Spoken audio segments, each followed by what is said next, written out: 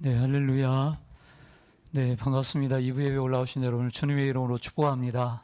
네, 이 좋은 날 세상으로 피하지 않고 또 하나님께 피하여 예배의 자리에 올라오신 여러분 위에 하나님이 예비하신 큰 은혜가 함께 하시기를 소망합니다.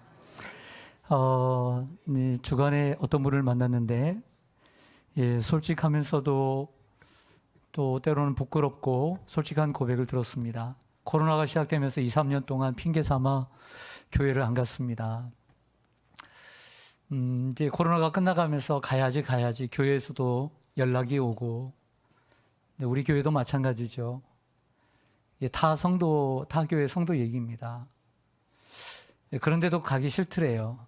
그래서 그냥 가정에서 예배 드리고, 그게 미뤘답니다. 그러면서 이런 생각을 했습니다. 3년 가까이 교회를 직접 안 가도 아무 일 없네? 이런 생각이 들더래요. 갑자기 사랑하는 아들에게 문제가 생겼습니다. 큰 아픔이 왔습니다. 그래서 정신을 바짝 차리고 교회를 나가기 시작했다는 이러한 한 다른 교회 집사님의 얘기였습니다. 우리 교회도 혹 이 2부 예배 시간에 또 가정에서 예배를 드리든 예배를 안 드려도 여러 가지 사정이 있는 분도 계시겠지만, 혹이라도 이 집사님의 고백처럼 그런 생각을 가지고 아무 일 없네? 처음에 한두 번 교회를 빠질 때는 이거 한 주간이 불안하고 또 한 주간이 불안하고 이런 안 되겠다 했더니 또 한 달 빠지고 두 달 빠지니까 아무 일 없네? 이렇게 하면서 점점 하나님을 멀리하는 사람들이 많습니다. 하나님을 가까이 하는 여러분들 되시기를 소망합니다. 우리의 신앙이 꼭 어려운 일이 있어야 하나님을 믿는 신앙이라면 그렇게 해야죠. 하지만 여러분들의 신앙이 그런 신앙이 아니라면 언제나 변함없이 하나님을 찾아야 될 줄로 믿습니다. 우리나라의 제주특별자치도와 그리고 강원특별자치도 두 개가 있는 것처럼 여호수아는 가나안 땅을 정복하고 12지파에게 땅을 다 나누어 주고 난 후에 옵션으로 두 개의 특별자치도를 만들었다고 말씀을 드렸습니다. 하나는 지난주에 말씀드린 도피성입니다. 부지 중에 실수로 사람을 죽여서 그 가문에서 뽑은 피해 보복자를 피해서 목숨을 부지하기 위해서 도망갈 수 있는 도피성을 만들어 주었죠. 그 도피성은 우리가 죄를 지을 수밖에 없는 연약한 죄인이고 하나님께 피하는 길만이 살 길임을 우리에게 말씀해 주셨습니다. 근데 또 하나의 도피성은 오늘 말씀드릴 레이인들에게 주어진 48개의 성읍입니다. 오늘은 이 레이 사람들에게 주어진 48개의 성읍이 왜 우리들에게 주어지게 됐는지 하나님의 음성을 듣기를 원합니다. 오늘 저는 설교를 통해 우리 시온산교회 성도님들이 레이 지파에 대하여 완전 정복할 수 있도록 제가 도와드릴 것입니다. 여러분들이 정신을 바짝 차리고 30분만 집중한다면 레이 지파에 대하여 여러분들은 완전 정복할 수 있을 것입니다. 저는 주일 설교에 여러분들을 위해서 좀 교육적인 메시지를 가미해서 항상 가르칩니다. 특별히 여호수아는 낯선 지도, 낯선 땅, 낯선 지명들이 많기 때문에 그러한 교육적인 내용들을 더 가미해서 가르치고 있습니다. 신앙은 바른 이 성경의 지식 위에 세워져야 합니다. 지식의 부족 때문에 지식 없는 신앙은 신앙의 실패로 다가가기 때문입니다. 사도 바울은 유대인의 실패를 지식의 부족 때문이다라고 지적을 합니다. 들어보세요. 하나님께 너희가 열심히 있으나 올바른 지식을 따르는 것이 아니요 하나님의 의를 모르고 자기 의를 세우려고 힘썼다. 로마서 10장 2절과 3절의 말씀입니다. 열심은 있으나 지식을 따른 것이 아니다. 하나님에 대한 하나님을 아는 바른 지식이 없었다는 거죠. 그러므로 신앙인이 성경을 배우는 일은 필수적인 일입니다. 오늘 레이를 알기 위해서 먼저 여러분들에게 가르치고 싶은 것은 레이의 부모와 형제들입니다. 이스라엘 12지파의 시작은 창세기에 나오는 야곱 족장이라는 그 족장의 12아들로부터 시작이 됐습니다. 신약에는 예수님의 12제자 이름이 둘씩 짝이 잘 지어져 있는 것처럼 이스라엘의 12지파가 된 이 12아들들의 이름도 둘씩 이름이 잘 지어져 있어서 우리가 외우기에 아주 편합니다. 루벤, 시몬, 레위, 유다, 단, 납달리, 갓, 아셀, 이사갈, 스불론, 요셉, 베냐민, 이렇게 해서 12아들을 낳았는데 레위는 그 야곱의 세 번째 아들입니다. 하나님은 이 레위의 자손을 따로 구별해서 하나님을 섬기는 사람들로, 특별히 구약시대에는 모세를 통해서 만든 성막 속에서, 성막으로 나아가 그 성막에서 하나님을 섬기는 사람들로 구별해 주었습니다. 그런데 이 성막은 뭐냐면 시내산에서 만든 건데 이스라엘 백성들이 하나님 앞에 나아가는 곳이고 나아가서 하나님을 만나는 장소가 바로 성막입니다. 레위인들은 두 계열로 나눠지게 되는데 모세의 형인 아론의 직계 후손들만 제사장으로 세워서 직접 제사를 드릴 수 있는 권한을 준 제사장 계열과, 그리고 나머지 형제들은 거기에서 제사장이 하는 일을 옆에서 도와주고, 그리고 성막을 관리하며, 그리고 성막이 구름 기둥이 움직일 때 성막도 함께 이사를 가야 되는 것처럼 이사를 갈 때, 이동을 할 때 그 포장을 하고 관리를 하고 이동을 시키는 일을, 움직이는 일을 바로 레위인들이 하셨습니다. 성막에서는 보통 아침 저녁으로 제사장들이 번제를 드리게 됩니다.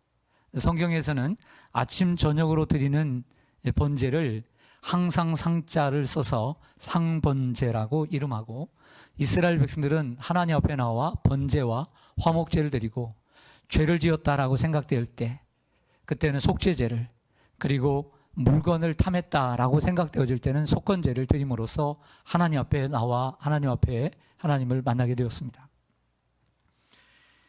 레위 사람들은 이 많은 이스라엘 백성들이 성막에 와서 하나님을 잘 섬길 수 있도록, 제사를 잘 드릴 수 있도록 가이드, 안내 역할을 해 주었고요. 제사장들이 수많은 제사를 집전할 때 그 곁에서 보조 역할을 해 주었습니다. 레위 사람들은 먼저 하나님께 속한 사람들이지만 하나님께서는 그들을 제사장에게 속하게 하여서 제사장의 감독과 지시를 받게 했습니다. 자, 좀 더 레위를 좀 이해하기 위해서 레위의 세 아들을 여러분들에게 소개합니다.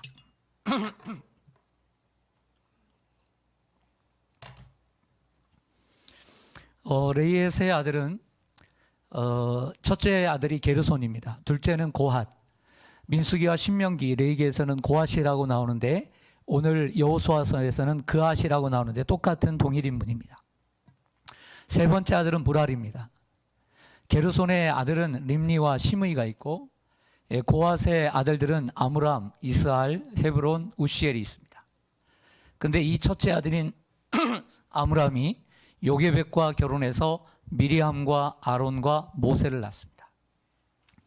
둘째 아들인 이스알은 고라를 낳게 되죠. 그 유명한. 그래서 모세와 고라는 사촌지간입니다. 셋째 아들인 무라리는 말리와 무시를 낳습니다. 자, 이들이 성막이 생기면서 하나님의 일을 맡게 되는데 역할이 별도로 주어집니다. 보시죠. 고핫 자손 가운데 아론 자손은 특별히 선택이 되어서 제사장 역할을 하게 된다고 말씀드렸습니다. 이들은 제사장 역할을 하게 되고 특별히 그에게 분배된 수레와 소가 필요가 없었습니다. 첫째 아들인 게르손은 성막이 여러분 잘 아시는 대로 사각 모양으로 안으로 되어 있습니다. 그래서 기둥들로 되어 있고 천막이 쳐져 있죠. 그리고 그 안에 뜰이 있고 성소가 있고 지성소가 있는데 게르손은 성막에 보면 천들, 휘장들을 관리했습니다. 성소와 지성소를 보면 아주 어두운 암흑실로 되어 있습니다. 그래서 성소와 지성소를 덮을 때 이 덮개가 무엇이냐면 실로 짜기도 있지만 동물의 천으로 쓰여져서 무겁습니다. 그래서 한 천으로만 쌓여진 것이 아니라 2겹, 3겹, 4겹으로 쌓여지게 되는 거예요. 예, 무게가 솔찬하죠. 그뿐만 아니라 이 모든 천과 희정을 관리하다 보니까 무게가 있으니까 구름 기둥이 움직일 때 성막을 움직여야 되니까 이스라엘 족장들이 수레 2대와 소 4마리를 선물을 해줬어요. 이 고핫 자손은 성소와 지성소에 있는 거룩한 그릇들만 또 도구들만 관리를 했습니다. 법궤라든지 등잔이라든지 뭐 향단이라든지 이런 어떤 떡병이라든지 이런 것들을 관리했기 때문에 무게가 나가지 않죠. 그래서 이들에게는 수레와 소가 필요가 없었어요. 그리고 법궤도 어깨에다가 직접 매야 했기 때문이죠. 셋째 아들인 무라리는 성막의 가장 무거운 것들만 담당을 했습니다. 그리고 평소에 그것들을 관리하고 그리고 그것을 움직였습니다. 기둥들. 보통 길이가 좌우로 남북으로 50m입니다. 그리고 동서로 25m인데 거기에마다 기둥들이 박혀져 있었어요.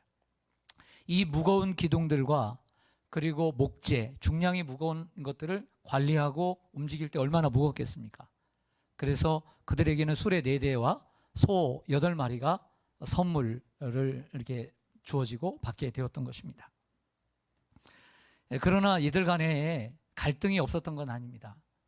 여러분들이 아시는 것처럼 이런 생각이 들었죠. 같은 레인인데 어떤 사람은 좋은 옷을 입고 머리끝에서 발끝까지 좋은 제사장 옷을 입고 에봇을 입고 그리고 가슴에는 12 정말 구경하기도 힘든 12보석을 차고 이런 모습들을 보면서 또 자기들이 하는 일을 보니까 다 사촌지간 팔촌지간 가까운 사람들인데 자기들은 하는 거 보니까 짐승을 잡는 거예요.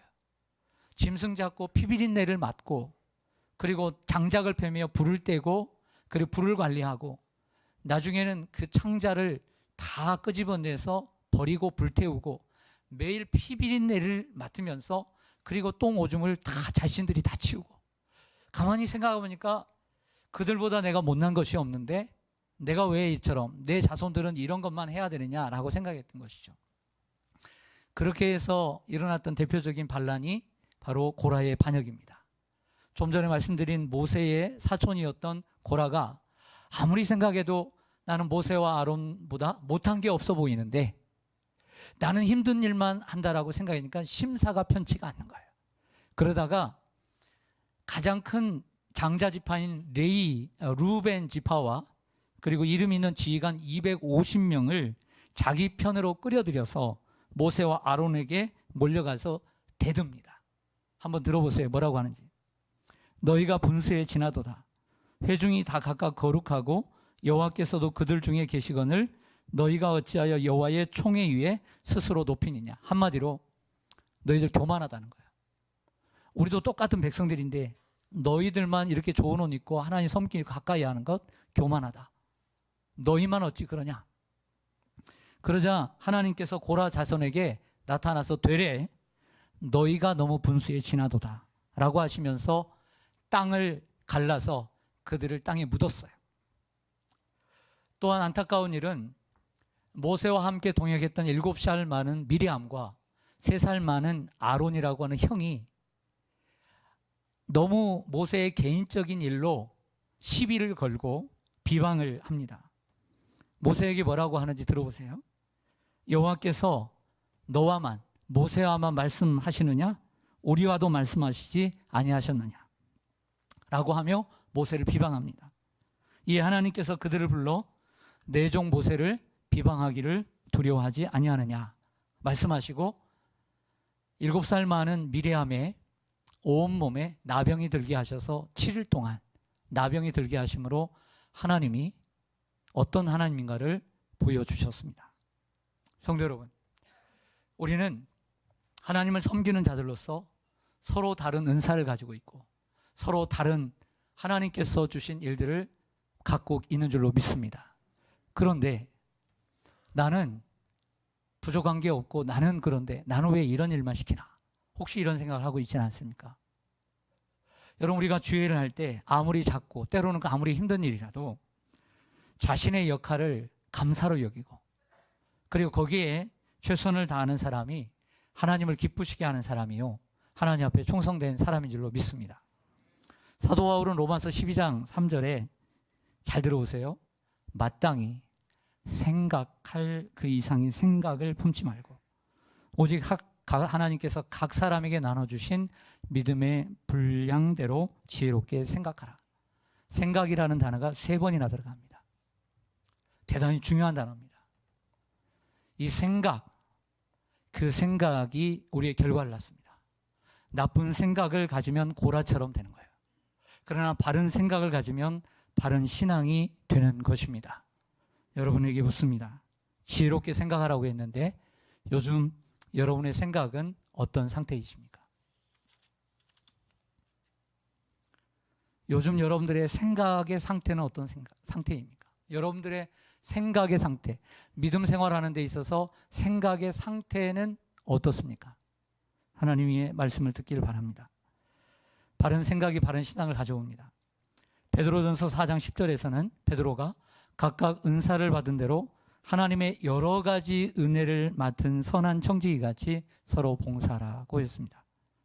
여러분이 어떤 일을 맡았든지 그것을 감사히 여기고 그리고 거기에 성실하게 기쁜 마음으로 충성하시기를 바랍니다. 우리가 먼저 해야 할 것은 남을 지적하기 전에 남이 잘하나 못하나 저가 무엇은 일을 하나 그 말을 지적하기 전에 내가 내 일을 먼저 하는 것이 가장 소중하고 중요한 것이에요. 할렐루야. 그러므로 자꾸 남을 생각하게 하고 남을 비방하게 하고 남을 판단하게 하는 생각을 성령의 생각으로 접어야 돼요. 그리고 내가 할 일을 먼저 하는 것이 하나님이 기뻐하시는 사람이고 그것이 가장 중요한 줄로 믿습니다. 그렇게 신앙생활하는 사람이 하나님이 기뻐하시는 신앙인 거예요.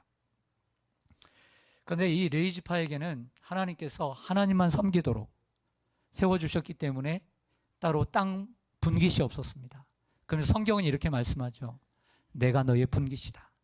하나님이 그들의 분깃이다 라고 했지만 사람이 가정이 있고 그리고 가정을 또 이끌어 가다 보면 경제적인 것도 필요하다 보니 그 레위 자손들의 가족과 그리고 가축을 위해서 거주할 성읍을 주겠다고 하나님께서 이미 민수기에서 말씀을 하셨어요. 하나님께서 모세에게.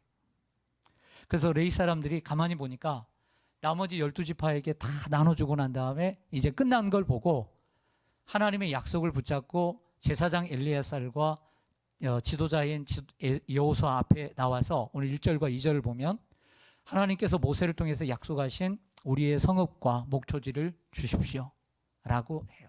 여러분, 사람도 순서를 기다릴 줄 알아야 되는 거예요. 모든 사람들이 다 분배를 받고 난 다음에 지혜롭게 다 분배가 되고 난 다음에 하고 싶은 말이 있지만 참고 모든 것이 안정이 되고 난 다음에 그때 나오는 지혜를 우리는 배울 줄 알아야 될 줄로 믿습니다. 부모님들이 다 이걸로 저걸로 힘들어하고 있는데 철든 자녀가 아무 때나 달라고 하지 않죠. 부모가 이런 어려운 일이 있구나. 그래 내가 좀 참고 좀 가정이 안정되고 문제가 해결되면 그때 좀 손을 내밀어야 되겠다. 이렇게 생각을 하는 것이죠. 지혜가 필요합니다.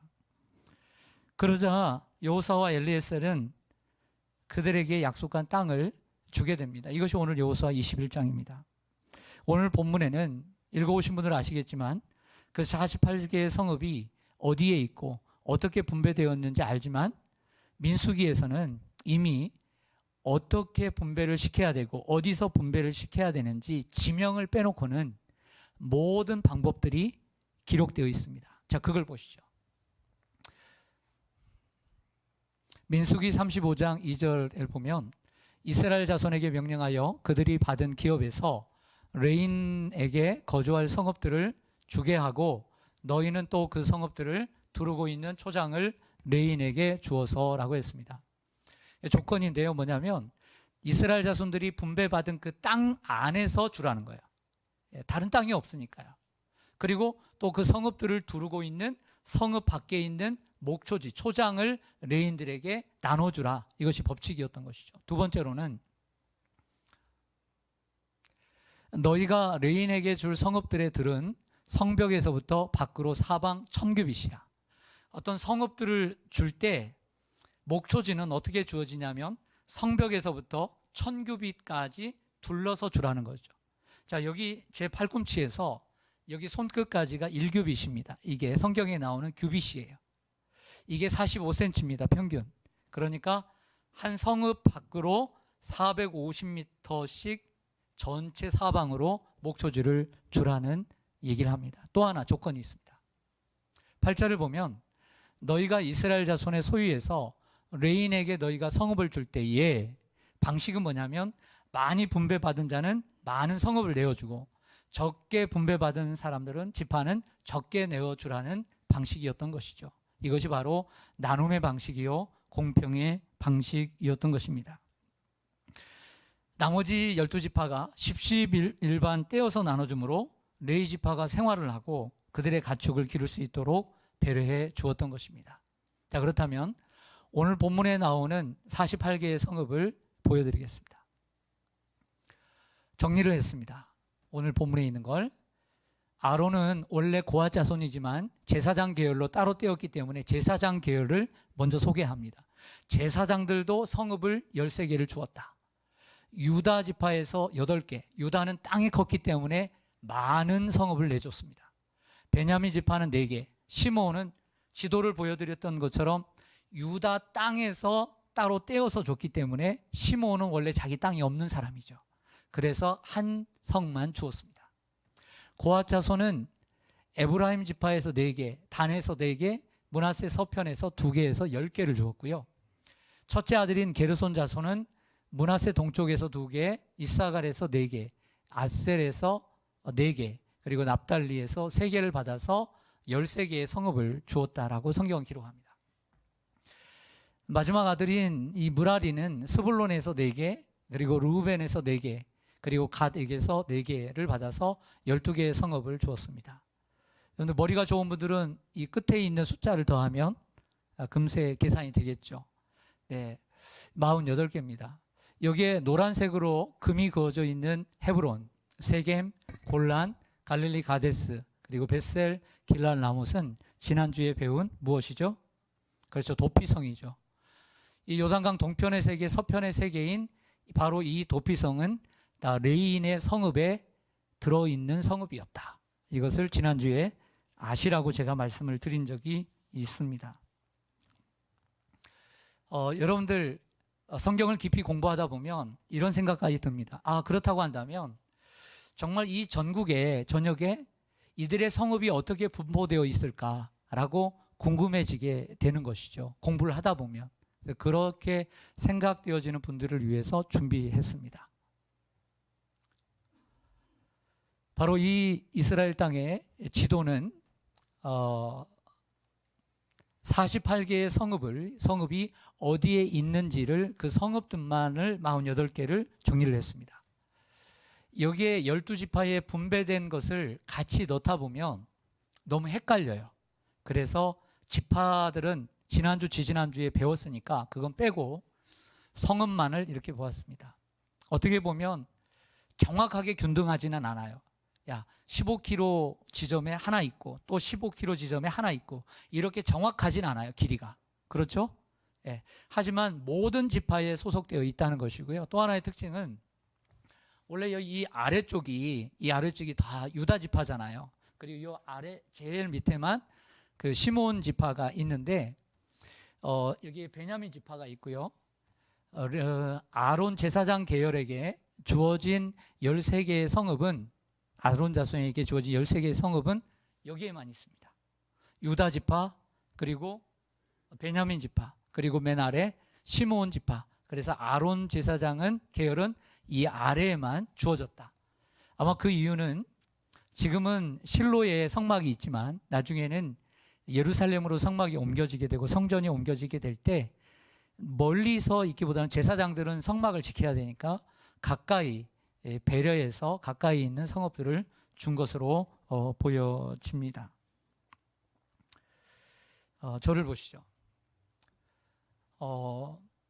제임스 패커라고 하는 20세기의 최고의 기독교 지성은 하나님을 아는 지식이라고 하는 유명한 책을 썼습니다. 영국에서 내놓은 훌륭한 신학자 3명은 마틴 로이드 존스, 존 스토어트, 그리고 제임스 패커라고 할 수 있습니다. 이 제임스 패커가 세계적인 책을 냈는데 하나님을 아는 지식이다라고 하는 책을 썼습니다. 그는 그 책에서 뭐라고 얘기하냐면 우리 성도들이 하나님을 알 때 하나님에 대한 지식이 있고 하나님을 아는 지식이 있다라고 구별을 합니다. 즉 지금까지 제가 이렇게 말씀드린 머리로 그 성읍이 어디 있고 48개의 성읍을 달달달 외우고 또 야곱의 12아들과 12지파를 달달달 외우는 것, 이것을 하나님에 대한 지식이라 할 수 있습니다. 성경에 대한 지식이죠. 하지만 진정한 지식은 성경을 아는 지식에서 넘어가 하나님과 인격적인 교제를 나누고 하나님의 뜻을 따라 살아가는 것이다. 그것이 바로 하나님을 아는 지식이다. 이렇게 얘기를 했습니다. 그렇다고 해서 하나님에 대한 지식을 무시하면 안 됩니다. 하나님에 대한 지식 없는 바른 알미란 존재할 수 없습니다. 그래서 성경을 바르게 알 때 하나님을 바르게 알아갈 수 있는 것이죠. 지식을 무시하면 절대 안 됩니다. 저는 항상 강조합니다. 여기 화분이 있습니다. 거기에 나무를 심었습니다. 자, 우리가 나무인데 예를 들면 이 화분 안에 들어있는 이 흙의 재질과 흙의 어떤 토양, 그 토양이 좋고 나쁜 것, 그리고 화분의 크기가 바로 무엇이냐면 하나님에 대한 지식이에요. 하나님을 아는 바른 지식이 크면 클수록 우리의 나무는 커갈 수 있는 거죠. 하나님에 대한 지식, 성경에 대한 지식이 너무 작은데 그것은 마치 요만한 병에다가 내 나무를 심는 것과 같은 거예요. 그래서 좀 더 하나님께 좀 더 하나님을 바르게 아는 신앙을 가지려면 하나님에 대한 지식이 커야 돼요.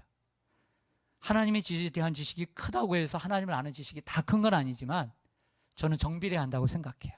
그래서 하나님 말씀을 깊이 알 때 하나님의 뜻을 알고 하나님과 인격적인 교제를 나누게 되는 것입니다. 사도 바울은 서신서를 쓸 때마다 빌립보서를 4장을 쓰고 에베소서를 6장을 쓰면 3장은 이론을 얘기하고요. 뒤에 3장은 실천을 얘기를 했어요. 그런 것처럼 오늘 이제 이론은 끝났습니다. 실천에 들어가도록 하겠습니다. 중요한 질문 드립니다. 여러분, 하나님께서 왜 이 레위 족속을, 레위 지파를 다른 지파들처럼 한 군데 이렇게 딱 여기면 여기에 모여 살게 하시지 않고 이스라엘 전역에 흩어서 군데군데 흩어서 살게 하셨을까라고 하는 질문을 던져야 돼요. 그렇죠?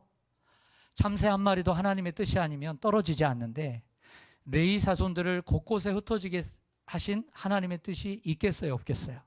있는 거죠. 그리고 또한 반대로 나머지 이스라엘 백성들은 자기에게 분배받은 것을 떼어서 레위인들에게 주어야 하는 책임이 있었던 것이죠. 왜 그렇게 하셨을까에 대한 말씀을 전하겠습니다. 첫째로, 이스라엘 백성에게 하나님을 섬기는 법을 가르치도록 하기 위함이었습니다.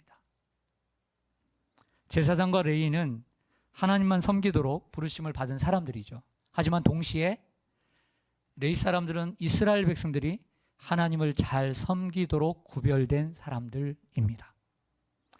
이스라엘 백성들은 만약에 살다가 자신에게 어떤 문제가 생길 때, 고민이 될 때 하나님께 물어야 되는데 제사장에게 나아가야 했습니다. 그렇다고 한다면 제사장이 있는 저 실로에 나가야 되는데 너무 먼 거예요. 어떤 분은 저 갈릴리에 사는 사람이나 혹은 저 므낫세 저 동편에 있는 사람이 너무 머니까 때로는 몸이 안 좋아서 갈 수도 없고 사정이 있어서 못 갈 수 있을 때 가까이 있는 레위 성읍에 가서 레위 사람들에게 그것을 묻고 답을 얻을 수 있었던 것입니다.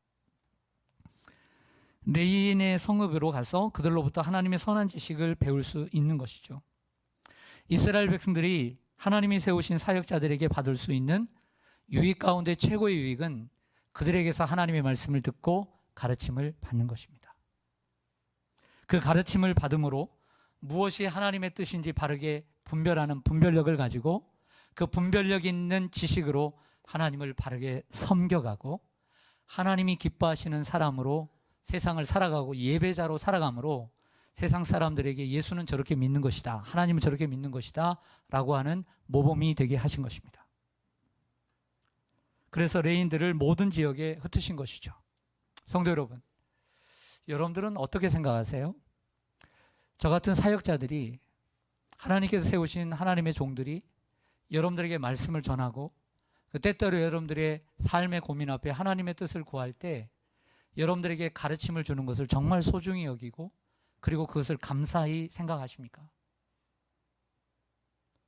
한국교회는 TV를 열면 4개 채널, 5개 채널 기독교 채널이 나옵니다. 라디오를 틀면 하루 종일 기독교 방송을 들을 수 있고 어떤 신문은 기독교 내용에 대한 신문을 내기도 합니다. 유튜브를 보면 수많은 교회에서 말씀이 흘러나오지만 쇼핑만 합니다. 진정으로 깊이 있게 듣는 사람이 얼마나 있을까요? 그런 쇼핑하는 예배를 하나님이 기뻐하실까요? 우리는 하나님의 말씀의 홍수 속에 있습니다. 하지만 그 하나님의 말씀의 홍수 속에 얼마나 가난한 사람이 많은지 모릅니다.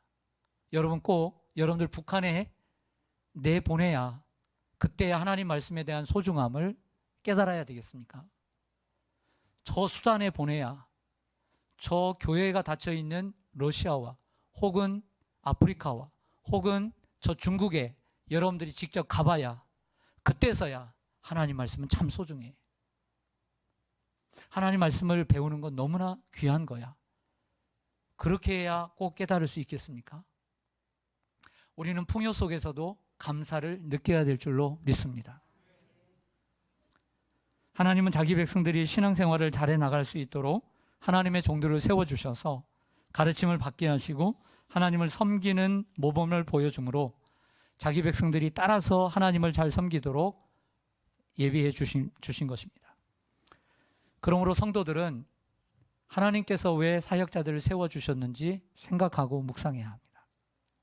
둘째로, 하나님이 자기 사역자들에게 얼마나 후하신지 보여주기 위함이었습니다. 하나님은 하나님의 사역자들에게 얼마나 후하신지 모릅니다. 레위 지파는 원래 분배받은 땅이 없었고 하나님 자신이 분기시였습니다. 그들은 하나님만을 섬기는 일을 해야 했으므로 그들에게는 다른 생계 수단이 없었습니다. 하지만 그들은 먹고 살아야 했기 때문에, 장소가 있고 집이 있어야 되기 때문에 백성들은 레위 사람들을 위해 생계 수단을 제공해 줬어야 했던 것이죠. 이것이 바로 하나님의 의도입니다. 예수님은 마태복음 10장 7절에서 그리고 바울은 디모데전서 5장 18절에서 교회 지도자에 대해 일꾼이 그 싹스를 박는 것이 마땅하다라고 말했습니다. 레인들에게 주어진 48개의 성읍은 어떻게 보면, 목사님, 다른 지파는 48개의 성읍도 안 될 것 같은데 레위 성읍은 또 12개의 지파 가운데 인구수도 많지 않은데 너무 많이 받은 것 아니에요? 이건 불공평해요 라고 계산적으로 따질 수 있는 분들이 있을 거라고 생각합니다. 레인들은 이처럼 인구수에 비해서 많은 성읍을 받은 것이 사실입니다. 하지만 그것은 하나님이 자기 사역자들에게 얼마나 후하신지를 보여줌과 동시에 하나님의 백성들이 하나님의 사역자들에게 마땅히 그러해야 함을 보여주는 것입니다. 하지만 실질적으로 한번 따져보죠. 유다 지파를 제외하고는 48개의 성읍을 가지고 있는 지파가 없었습니다. 물론 성읍의 숫자로 비하면 다른 성읍들에 비해서 인구수도 적고 성읍은 더 많았다고 합니다. 불공평할 수 있죠. 하지만 레위 사람들은 주어진 사람들이 살아가는 성읍과 사방으로 450m의 목초지만을 가진 것입니다. 그래서 실질적인 계산으로 보면 어느 지파도 레위 지파보다 작지 않다는 것이죠. 성 밖에 있는 수많은 촌락들과 마을들과 목초지들은 그 분배받은 그 지파의 소유가 되었기 때문입니다. 사역자든 평신도든 하나님을 사랑하는 자, 그 뜻대로 부르심을 입은 모든 자는 서로 합력해서 선을 이루어야 될 줄로 믿습니다. 지난 주일에 도피성에 대해서 말씀드렸습니다. 그래서 우리가 좀 기억하자고, 하나님은 우리의 피난처가 되시며 환난 중에 만날 큰 도움이시라, 힘과 도움이시라, 우리가 찬양도 부르고 그랬습니다. 자, 6개의 성읍 복습해 보죠. 저 위에 납달리 지파부터 갈릴리 게데스, 내려와서 에브라임 땅의 세겜, 그리고 유다 땅의 기럇 아르바라고 하는 헤브론, 그리고 오른쪽으로 와서 루벤 지파의 벳셀, 그리고 이 므낫세 반 지파의 길라 라못, 그리고 맨 위에 바산 골란, 이렇게 곳곳에 6개의 도피성이 있었습니다. 부지 중에 실수로 사람을 죽인 자, 그래서 피해 보복자, 그 가문에서 지명한 피해 보복자를 피해서 안전히 도망쳐서 살아갈 수 있도록 만든 것이죠. 가끔씩 저희 집에 편지가 옵니다. 이상한 데서 오는 거예요. 봤더니 감옥에서 복역을 하고 성폭력, 성추행, 그래서 감시하는 사람들의 주소가 적혀져 있는 그런 편지가 올 때 그 편지만 받아도 오싹했습니다. 근데 여러분, 이 부지 중에 살인한 자들이 정말 다 실수로 살인한 자들일까요? 별 생각 제가 다 하죠. 사람은 제사장들도 장로들도 실수가 있기 때문에 판별은 판사라고 자신의 전생에서 평생 자신이 판결한 게 전부 다 옳다고 생각할까요? 그건 아니죠. 그처럼 부지 중에 살인한 사람도 있지만 일부러 살인해놓고 연기 잘해가지고 속여서 들어와서 사는 살인자도 있을까요? 없을까요? 예, 여기에 경찰이 있으니까 더 잘 알겠죠. 여러분, 우리가 이런 편지만 들어도 그 집에 옆에 가기가 오싹하는 것처럼 살인자들이 살고 있습니다. 도피성은. 여러분들 한 마을에, 여러분들 사는 아파트에 그런 살인자가 살고 있다고 모르면 몰라도 알고 있다고 생각해 보십시오. 어떤 기분이 들겠습니까? 기분이 좋으시겠습니까? 가까이 가고 싶습니까? 그렇지 않죠. 피하고 싶죠. 만나고 싶지 않죠. 그런데 이러한 살인자들은 누가 데리고 살라고 하셨습니까? 레위 사람들이 함께 살라고 하나님은 맡겨주신 것이죠. 레위 사람들은 권리도 있지만 책임도 의무도 따릅니다. 남들이 무서워하고 기피하는 일들을 해야만 하는 자리에 있었던 것이죠. 그런 사람들까지도 신앙으로 가르치고 위로하며 삶의 희망과 용기를 불어넣어야 합니다. 이를 위해서 레위 사람들을 곳곳에 흩어지게 하신 것입니다. 세 번째로, 하나님은 저주를 축복으로 바꾸시는 좋으신 분임을 우리에게 보여주고 있습니다. 오늘 마지막으로 이 말씀을 드리기 위해서 우리는 과거의 사건을 다시 한번 기억해 내어야 합니다. 자, 필름을 돌려서 창세기 34장의 사건을 가져오겠습니다. 야곱이 외삼촌 라반의 집에서 20년 생활을 하고 나오게 되었습니다. 12아들과 그 아들들의 가족들과 많은 양떼들을 이끌고 어디서 살까 하다가 세겜이라는 땅에 정착을 하려고 마음을 먹습니다. 그런데 이 세겜의 왕이었던 하몰의 아들 세겜이라고 하는 아들이 야곱의 12아들 말고 딸이 하나 있었는데 이 디나가 예쁘게 보여 강간을 합니다. 그래서 그래도 그나마 좋아 보여서 아내로 달라고 합니다. 그때 야곱의 둘째 아들과 셋째 아들인 시몬과 레이인데 이 시몬과 레이가 세겜 족속을 속여 잔인하게 다 도륙하고 맙니다.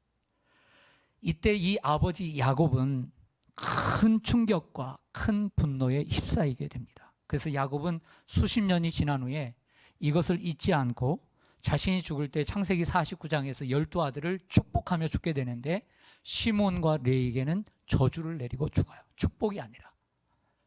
요즘 젊은이들은 이것을 가리켜 뒤끝 장렬이다 이렇게 말할 수 있을지 모르지만 야곱은 절대 그렇게 생각지 않았어요. 이것은 자신뿐만 아니라 하나님 앞에서 잘못된 행위임을 아시고 저주했던 것이죠. 여러분들의 삶을 잘 사시기를 바랍니다. 여러분들의 삶을 잘 사시기를 바랍니다. 여러분들의 삶을 잘 사시기를 바랍니다. 창세기 49장 5절과 7절에 보면 이런 축복을 내리죠. 시몬과 레이는 형제여 그들의 칼은 폭력의 도구로다. 디나의 사건을 거론하는 겁니다. 수십 년이 지나서 그 노여움이 혹독하니 저주를 받을 것이라. 분기가 맹렬하니 저주를 받을 것이라. 내가 그들을 야곱 중에, 야곱은 이스라엘의 원 이름이죠. 본 이름이니까 똑같은 얘기입니다. 이스라엘 전역에 나누고 그리고 중에서 나누고 이스라엘 중에서 흩으리라. 이런 약속을 합니다. 여러분들 땅 분배 과정에서 배운 것처럼 여기 유다 지파의 맨 아래에 있었던 시므온 생각나시죠? 이 시므온은 자기 땅이 있다 없다. 유다 지파에게서 분배받은 전세 땅이다 라는 말씀을 제가 드린 적이 있습니다. 그래서 시므온은 이 야곱 중에서 나누게 된 지파가 되었고요. 또한 이 레위 지파는 48개의 성읍으로 전역에 흩어지게 하므로 오늘 이 하나님의 말씀, 이스라엘 중에서 흩어지리라는 말씀이 성취되었습니다. 이건 하나님의 약속의 성취요 심판이라고 할 수 있습니다. 그런데 하나님은요, 이러한 시므온과 레위를 위해서 그 저주를 축복으로 바꾸시는 좋으신 분이십니다. 레위 지파를 이스라엘 땅으로 흩으실 뿐만 아니라 심판하시되 그들로 하여금 하나님만을 섬기고 또 예배하는 일을 맡도록 구별해 주셨습니다. 더 나아가 백성들 속에 들어가 살면서 하나님의 말씀을 증거하고 가르침으로 하나님을 섬기는 법을 가르치는 신앙의 모델과 신앙의 모범이 되게 하신 것입니다. 이것을 가리켜 하나님의 의로운 심판이다 라고 이름할 수 있습니다. 사랑하는 시온산교회 성도 여러분, 에베소서 2장의 말씀을 참 좋아하고 묵상합니다. 에베소 2장 1절에 이렇게 시작합니다. 허물과 죄로 죽었던 우리를 살리사. 우리는 허물과 죄로 죽었던 죄인입니다. 하나님의 진노를 받기에 마땅한 죄인들입니다. 하지만 긍휼이 풍성하신 하나님이 우리를 사랑하신 그 큰 사랑을 인하여 허물로 죽은 우리를 그리스도와 함께 살리셨습니다. 할렐루야. 사도 바울은 갈라디아서 3장 13절에 이렇게 말씀합니다. 그리스도께서, 자, 오늘 말씀을 적용하는 중요한 구절입니다. 그리스도께서 우리를 위하여 저주를 받은 바 되사 율법의 저주에서 우리를 속량하셨으니 기록된 바 나무에 달린 자마다 저주 아래 있는 자라 하였습니다. 우리가 받아야 될 저주를 나무 십자가에 달려 예수님께서 대신 죄의 저주를 받으심으로 우린 예수 그리스도와 함께 죽고 예수 그리스도와 함께 살게 되었습니다. 그분이 십자가에 죽으시고 죄의 저주를 받음으로 우리의 죄의 문제를 갚아주셨다. 이것이 한자로 속량, 갚아주셨다. 돈을 주고 갚아주셨다. 빚을 갚아주셨다. 이게 속량이에요. 이것이 하나님께서 우리에게 주신 축복인 줄로 믿습니다. 우리도 시몬과 레위처럼 죄의 저주 아래 있던 죄인이었습니다. 그러나 긍휼이 풍성하신 하나님이 우리를 사랑하신 그 큰 사랑을 인하여 예수 그리스도를 이 땅에 인간의 몸으로 내어주시고 우리와 똑같은 삶을 사시다 그 참혹한 십자가에서 못 박혀 피 흘려 우리를 대신해 하나님의 저주를 받으셨습니다.